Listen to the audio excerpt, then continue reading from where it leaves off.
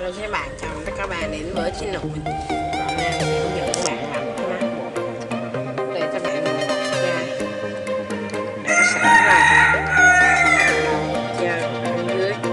với các bạn được lửa này dễ áp lực này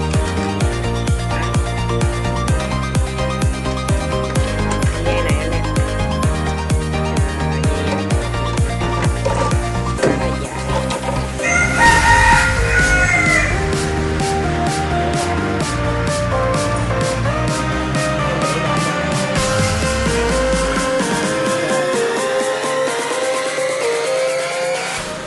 cho bao tròn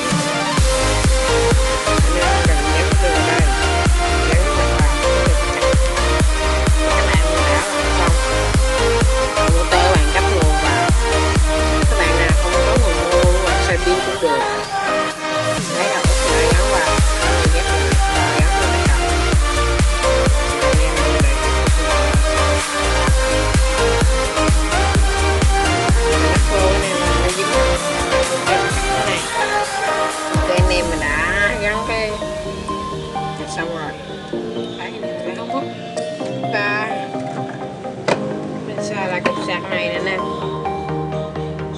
Bịch để anh em có thể xài sạc dự phòng mình ra